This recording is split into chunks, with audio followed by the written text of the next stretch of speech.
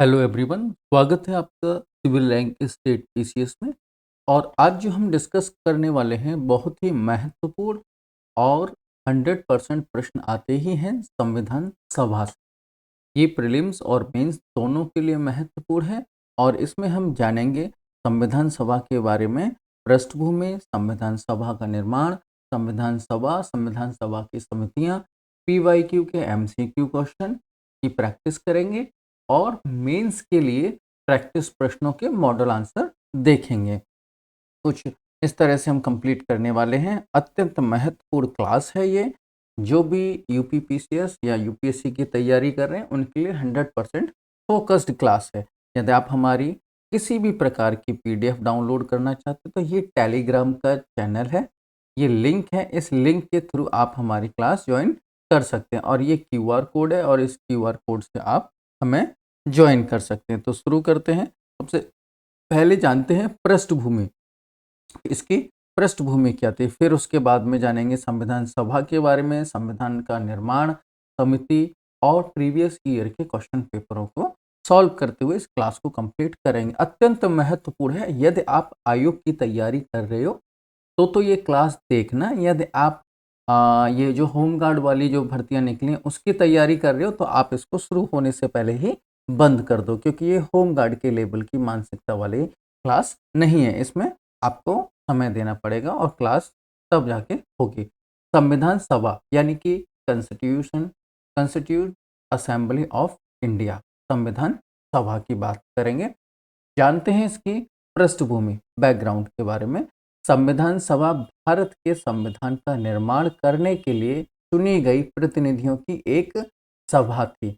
यानी कि जो हमारा इंडिया का कॉन्स्टिट्यूशन है उसको लिखने के लिए जो सभा चुनी गई थी उसी को संविधान सभा कहते थे।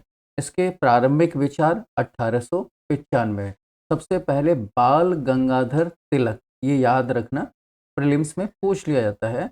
सबसे पहले बाल गंगाधर तिलक ने स्वराज विधेयक के माध्यम से, इस विधेयक के माध्यम से, स्वराज विधेयक के माध्यम से संविधान सभा की मांग की। दूसरा, विचार का प्रस्ताव 1934 में वामपंथी नेता एम एन रॉय ने भारत के लिए संविधान सभा का विचार प्रस्तुत किया। तो एम एन रॉय ने 1934 में और बाल गंगाधर तिलक जी ने स्वराज विधेयक के माध्यम से 1895 में। कांग्रेस की आधिकारिक मांग 1935 में हुई। भारतीय राष्ट्रीय कांग्रेस ने इसे अपनी आधिकारिक मांग बनाया और 1936 में लखनऊ अधिवेशन में जवाहरलाल नेहरू ने इसकी पुष्टि की। तो ये प्रीलिम्स का क्वेश्चन बन जाता है। 1936 में लखनऊ अधिवेशन में जवाहरलाल नेहरू ने इसकी पुष्टि की थी।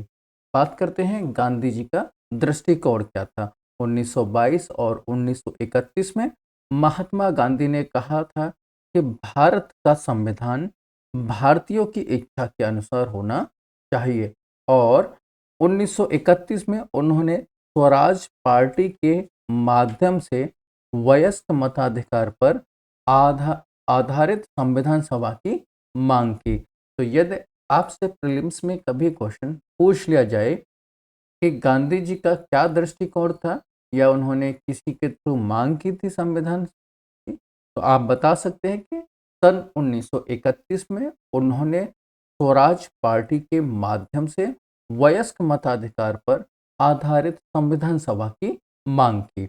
गांधी जी का दृष्टिकोण आपने 1922 से 1931 देख लिया। 1922 में गांधी जी ने कहा कि भारत का संविधान भारतीय जनता की इच्छा के अनुसार होना चाहिए। 1931 के कराची अधिवेशन के समय उन्होंने वयस्क मताधिकार पर आधारित संविधान सभा की अवधारणा का समर्थन किया। बात करते हैं ब्रिटिश सरकार की सैद्धांतिक स्वीकृति। अगस्त प्रस्ताव 1940। ब्रिटिश सरकार ने पहली बार भारतीयों द्वारा संविधान निर्माण की बात सैद्धांतिक रूप से स्वीकार की। तो अब ये कितना महत्वपूर्ण है कि अगस्त प्रस्ताव 1940 में किया और क्रिप्स मिशन 1942, द्वितीय विश्व युद्ध के बाद संविधान सभा के गठन का प्रस्ताव रखा गया, जिसे गांधी जी ने अस्वीकार किया। पोस्ट डेट चेक की संख्या दी थी तो 1942 में दी थी और ये प्रश्न कई बार प्रीलिम्स में पूछा गया है तो आप इसको स्टार लगा लीजिए। इससे खूबसूरत कंटेंट एक जगह ही आपको कहीं नहीं मिलेगा। अंतिम गठन 1946 में कैबिनेट मिशन के प्रस्ताव के तहत जुलाई 1946 में संविधान सभा के चुनाव हुए और 9 दिसंबर 1940 को इसकी पहली बैठक हुई थी। ये बहुत महत्वपूर्ण है, आप स्क्रीनशॉट लेके इसको याद कर सकते हैं। संविधान सभा का गठन आधार समझते हैं। कैबिनेट मिशन योजना 1940 की सिफारिश के आधार पर संविधान सभा का गठन हुआ।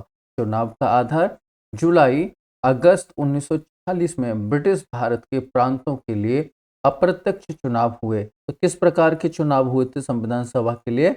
अप्रत्यक्ष तरह के चुनाव हुए जिसमें प्रांतीय विधानसभाओं के सदस्यों ने वोट किया।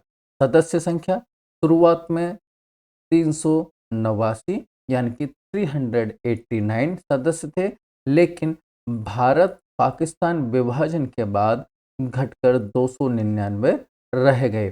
पहली बैठक की बात करते हैं। 9 दिसंबर 1940 को नई दिल्ली के संवैधानिक हॉल में प्रथम बैठक हुई जिसका मुस्लिम लीग ने बहिष्कार किया था। इसीलिए केवल 211 सदस्य ही शामिल हुए। तो पहली बैठक में 211 सदस्य शामिल हुए थे। अस्थायी अध्यक्ष डॉक्टर सच्चिदानंद सिन्हा थे और स्थायी अध्यक्ष 11 दिसंबर 1940 को डॉक्टर राजेंद्र प्रसाद बने। उद्देश्य प्रस्ताव की बात करते हैं। 13 दिसंबर 1940 को पंडित जवाहरलाल नेहरू द्वारा पेश किया गया जो बाद में संविधान की प्रस्तावना बना और 22 जनवरी 1947 को पारित हुआ। प्रमुख समितियों की बात करते हैं। संविधान के मसौदे के लिए कई समितियां बनी जिसमें डॉक्टर B.R. अम्बेडकर की अध्यक्षता वाली प्रारूप समिति यानी कि ड्राफ्टिंग कमेटी सबसे महत्वपूर्ण थी जिसका गठन 29 अगस्त 1947 को हुआ। तो यहाँ तक का आपका सारा क्लियर हो चुका होगा। संविधान के निर्माण की बात करते हैं। संविधान सभा की कुल 11 बैठकें हुई जो 2 साल 11 महीने 17 दिन की अवधि में चली और कुल 165 दिन तक चली, जिनमें से 114 दिन संविधान के प्रारूप पर विचार विमर्श में बीते। इन बैठकों में संविधान का मसौदा तैयार किया गया और उस पर चर्चा हुई।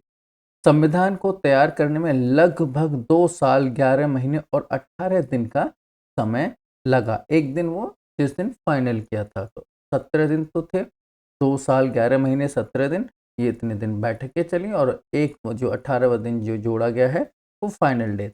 26 नवंबर 1949 को संविधान को अपनाया गया। संविधान दिवस और 26 जनवरी 1950 को यह लागू हुआ। उस दिन गणतंत्र दिवस यानी कि 26 नवंबर 1949 से 26 नवंबर को संविधान दिवस मनाया जाता है और 26 जनवरी 1950 से 26 जनवरी को गणतंत्र दिवस मनाया जाता है। प्रीलिम्स में अक्सर कर पूछा जाता है तो याद रखें। बात करते हैं प्रमुख समितियां। समिति और उनके अध्यक्ष जान लेते हैं। प्रारूप समिति या मसौदा समिति या ड्राफ्टिंग कमेटी, इसके अध्यक्ष डॉक्टर B.R. अम्बेडकर थे। संघीय शक्ति समिति के अध्यक्ष जवाहरलाल नेहरू थे। मौलिक अधिकार उप समिति के अध्यक्ष J.B. कृपलानी थे और संघ शक्ति समिति के अध्यक्ष जवाहरलाल नेहरू थे। संघ संविधान समिति और राज्य समिति के भी अध्यक्ष जवाहरलाल नेहरू थे। प्रांतीय संविधान समिति के अध्यक्ष सरदार पटेल थे और अल्पसंख्यक समिति सलाहकार समिति के अध्यक्ष सरदार पटेल थे। नियम और प्रक्रिया समिति, संचालन समिति, इन दोनों समितियों के अध्यक्ष डॉक्टर राजेंद्र प्रसाद थे। बहिष्कृत और आंशिक रूप से बहिष्कृत क्षेत्र उप समिति के अध्यक्ष A.V. ठक्करी थे। आप इन समितियों का स्क्रीनशॉट ले लीजिए और समय समय पे इनको रिवाइज करते रहिए। इनमें से प्रश्न अक्सर कर पूछ लिया जाता है। बात करते हैं संविधान निर्माण समिति प्रारूप समिति की, जो बहुत ही महत्व संविधान निर्माण समिति यानी कि प्रारूप समिति और मसौदा समिति भी इसे कहा जाता है। कुल 7 सदस्य थे। तो कितने सदस्य थे ये आपके लिए बन जाता है, तो कुल 7 सदस्य थे, जिसकी अध्यक्षता doctor B R Ambedkar ji ने की थी। प्रारूप समिति के सदस्यों के बारे में थोड़ा जानकारी जुटा लेते हैं। डॉक्टर बी आर अम्बेडकर अध्यक्ष थे, एन गोपाला स्वामी अयंगर थे, अल्लादी कृष्ण स्वामी अय्यर थे और के एम मुंशी यानी कि कन्हैया लाल मणिक लाल मुंशी, सैयद मोहम्मद सादुल्लाह, एन माधवराव। अब जो एन माधवराव थे वो बी एल मित्र के स्थान पर आए थे और T T Krishnamachari D P Khetan साहब के निधन के बाद शामिल हुए। तो ये प्रारूप समिति में जो शामिल व्यक्ति थे उन सब का नाम है। तो इनमें से पूछ लिया जाता है कि बताइए प्रारूप समिति में कौन कौन शामिल था, तो आपको ये नाम याद होने चाहिए। याद नहीं हो रहे तो रट लो, क्योंकि प्रश्न पूछ लिया जाता है तो उस समय मुश्किल में फंस जाओगे। मुख्य बिंदु जान लेते हैं। संविधान सभा के लिए हाथी के प्रतीक को अपनाया गया था। तो पूछ लिया जाता है संविधान सभा के लिए किसका प्रतीक अपनाया गया था, तो हाथी के प्रतीक को अपनाया गया था। बी एन राव को संविधान सभा के कानूनी सलाहकार के रूप में नियुक्त किया गया था। संविधान सभा के सचिव एच वी आर अयंगर थे। एस एन मुखर्जी को संविधान सभा के मुख्य प्रारूपकार के रूप में नियुक्त किया गया था। मूल संविधान प्रेम विहारी नारायण रायजादा द्वारा अंग्रेजी में हस्तलिखित थी। हिंदी संस्करण बसंत कृष्ण वैद द्वारा लिखा गया था और कलाकार नंदलाल बोस और बेहर राम मनोहर सिन्हा द्वारा सौंदर्यीकरण किया गया था। तो ये मुख्य बिंदु हैं भारतीय संविधान के, जो अक्सर कर पूछ लिए जाते हैं। बात करते हैं प्रीवियस ईयर के क्वेश्चन पेपर की। इसमें एमसीक्यू प्रैक्टिस है। आप ध्यान से इन क्वेश्चनों को देखिए और इनकी प्रैक्टिस कीजिए और आंसर देने की कोशिश कीजिए।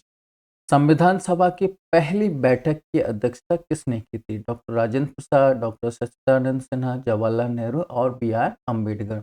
अगर आपने क्लास ध्यान से पढ़ी है तो इसका सही आंसर आप दे पाएंगे। डॉक्टर सच्चिदानंद सिन्हा जो है पहले अध्यक्ष बने, बाद में हमारे डॉक्टर राजेंद्र प्रसाद अध्यक्ष बने थे परमानेंट। अगर बात करते हैं उद्देश्य प्रस्ताव किस तिथि को प्रस्तुत किया गया था, तो आप इसका सही आंसर आप हमें बता सकते हैं। वैसे सही तिथि 13 दिसंबर थी, 13 दिसंबर 1940, ये सही डेट। अगला प्रश्न है प्रारूप समिति के अध्यक्ष कौन थे? Jawaharlal Nehru, option B B N Rao, option C doctor Rajendra Prasad और option D doctor B R Ambedkar. सही आंसर आप चाहे तो हमें कमेंट बॉक्स में कमेंट करके बता सकते हैं। ऑप्शन ए, बी, सी या डी, जो भी आप चाहें वो बता सकते हैं और डिटेल में लिखना चाहें तो लिख सकते हैं। संविधान सभा का गठन किस योजना के अंतर्गत हुआ था? माउंटबेटन योजना, अगस्त प्रस्ताव या कैबिनेट मिशन के थ्रू हुआ था? तो कैबिनेट मिशन योजना के साथ हुआ था। बात करते हैं भारतीय संविधान को अंगीकृत कब किया गया था, तो 26 जनवरी 1950, 15 अगस्त 1947, 26 नवंबर 1949 और 9 दिसंबर 1940। तो 26 नवंबर को संविधान दिवस मनाया जाता है। तो 26 नवंबर में ही भारतीय संविधान को अंगीकृत किया गया था, 26 नवंबर 1949 को। अब बात करते हैं मुख्य परीक्षा के मॉडल प्रश्न की। किस तरह के प्रश्न पूछे जाते हैं? आप कोशिश करिए 150 शब्द से लेके 250 शब्द तक के इन क्वेश्चनों के आंसर लिखने की। इतने शब्दों में आप आंसर लिखने की कोशिश कीजिए। अगर आप लिख पा रहे हैं तो ये क्लास आपके लिए बहुत अच्छी है। अगर नहीं लिख पा रहे तो इस क्लास को दोबारा से अच्छे से देख लीजिए, समझ लीजिए और फिर इन क्वेश्चनों के आंसर लिखिए। पहला प्रश्न है भारतीय संविधान सभा के गठन, संरचना और कार्यों का विस्तृत वर्णन कीजिए। प्रश्न 2 है उद्देश्य प्रस्ताव का भारतीय संविधान की प्रस्तावना में क्या महत्व है, स्पष्ट कीजिए। संविधान सभा की आलोचनाओं की विवेचना कीजिए, क्या ये आलोचना उचित थी? प्रारूप समिति की भूमिका का मूल्यांकन कीजिए। और आखिरी प्रश्न है, संविधान सभा को एक संप्रभु निकाय क्यों कहा जाता है? व्याख्या कीजिए।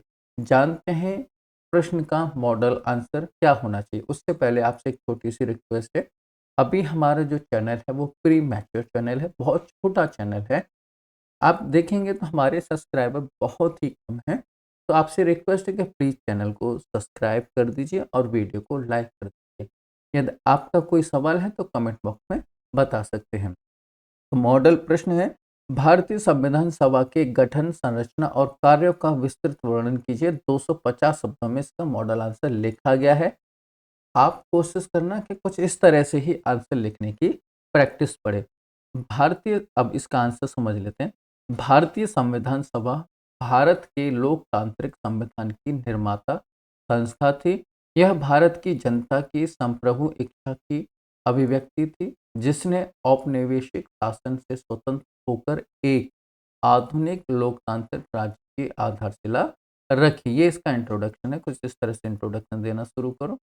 भारतीय संविधान सभा का गठन कैबिनेट मिनिस्टर योजना 1940 के अंतर्गत किया गया। इसके सदस्य अप्रत्यक्ष चुनाव द्वारा चुने गए, जिसमें प्रांतीय विधानसभाओं के अनुपातिक प्रतिनिधित्व यानी कि सिंगल ट्रांसफरेबल वोट प्रणाली के माध्यम से प्रतिनिधियों का चयन किया गया। संविधान सभा की पहली बैठक 9 दिसंबर 1940 को हुई। भारत पाक विभाजन के बाद इसकी सदस्य संख्या 389 से घटकर 299 रह गई। संरचना की बात करते हैं तो कुल सदस्य प्रारंभिक 389 थे और ब्रिटिश प्रांत से 296 और देसी रियासतों से 93 सदस्य शामिल हुए थे। इसके अध्यक्ष डॉक्टर राजेंद्र प्रसाद थे, लेकिन इसके उपाध्यक्ष एच.सी. मुखर्जी बने। संवैधानिक सलाहकार बी.एन. राव रहे। प्रमुख समिति प्रारूप समिति थी। अध्यक्ष डॉक्टर बी.आर. अम्बेडकर। संविधान सभा में विभिन्न वर्गों, समुदायों, विचारधाराओं और क्षेत्रों का प्रतिनिधित्व था। कार्यों की बात करते हैं। भारतीय संविधान का निर्माण और अंगीकरण, मौलिक अधिकार, राज्य के नीति निर्देशक तत्व और संघीय ढांचे की स्थापना की गई। स्वतंत्रता के बाद अस्थायी संसद के रूप में कार्य हुआ। भारत को संप्रभु लोकतांत्रिक गणराज्य के रूप में स्थापित करना था। निष्कर्ष इसका जान लेते हैं। संविधान सभा ने व्यापक विचार विमर्श, सहमति और समावेशिता के माध्यम से एक जीवन और स्थायी संविधान का निर्माण किया। यही कारण है कि भारतीय संविधान आज भी लोकतांत्रिक मूल्यों का सशक्त प्रतीक बना हुआ है। बहुत ही खूबसूरत निष्कर्ष है। आप इस तरह से कुछ प्रश्नों के आंसर लिखने की कोशिश कीजिए। अगर आप आंसर लिखते हैं, कैसा भी लिखिए, लिखते हैं तो आप हमें हमारे टेलीग्राम चैनल पे भेज सकते हैं और वहाँ हम आपकी कॉपी को, आंसर राइटिंग को चेक करके उसका मूल्यांकन करके आपको बता देंगे। यदि आप हमारा complete UP PCS Indian polity का सॉल्यूशन देखना चाहते हैं तो ये प्लेलिस्ट बनी हुई है चैनल पे। आप इस प्लेलिस्ट में जाके और सारी वीडियोस देख सकते हैं, जहाँ से आपका इंडियन पॉलिटी 100% मजबूत हो जाएगा। आपका बहुत बहुत धन्यवाद। जाने से पहले सब्सक्राइब करके जाइए प्लीज़ और वीडियो को लाइक और शेयर कर दीजिए। आपका छोटा सा सहयोग, आपका साथ ही हमारी ताकत है। जय हिंद, जय भारत।